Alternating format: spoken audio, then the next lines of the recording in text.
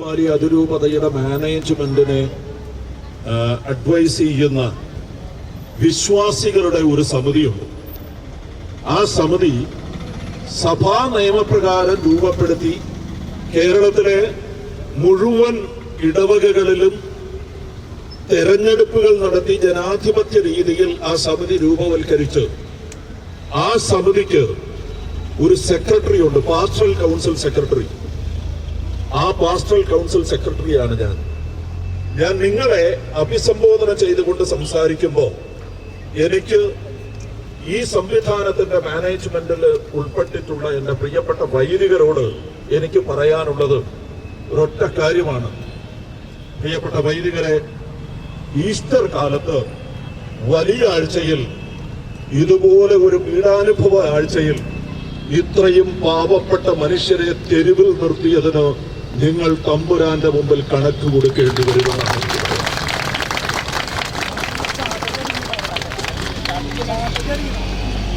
ഈ അതിരൂപതയിലെ മുഴുവൻ വിശ്വാസികളുടെയും,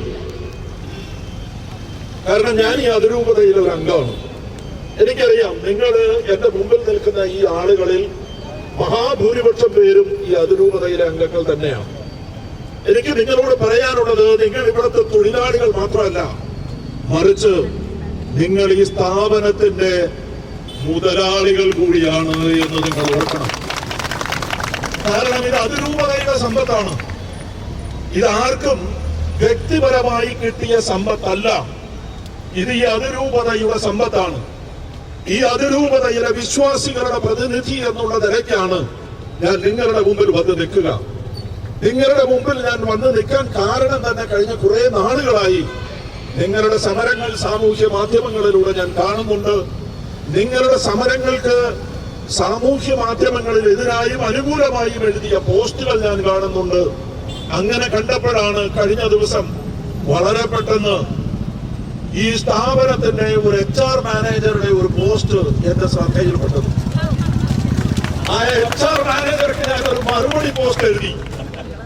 ആ HR മാനേജർ ചോദിക്കുകയാണ്, ഇവിടുത്തെ ഈ വ്യാപാര സ്ഥാപനങ്ങളിൽ പണിയെടുക്കുന്നവർ മറ്റ് സ്ഥാപനങ്ങളിലൊക്കെ പണിയെടുക്കുന്നവരെക്കാളൊക്കെ അപേക്ഷിച്ച് നേഴ്സുമാർക്ക് കൂടുതൽ ശമ്പളം കിട്ടുന്നുണ്ടെന്ന്. എന്നാ പിന്നെ അവരാരെങ്കിലും വിളിച്ചൊക്കെ നേഴ്സാക്കിയാ പോരെ?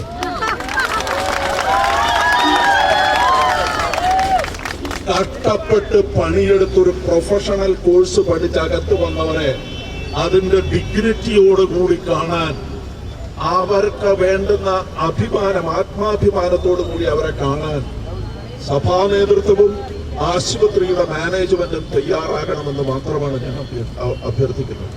ഞാൻ അവരോട് പലവട്ടം ഇതിനകം തന്നെ സംസാരിച്ചു കഴിഞ്ഞു.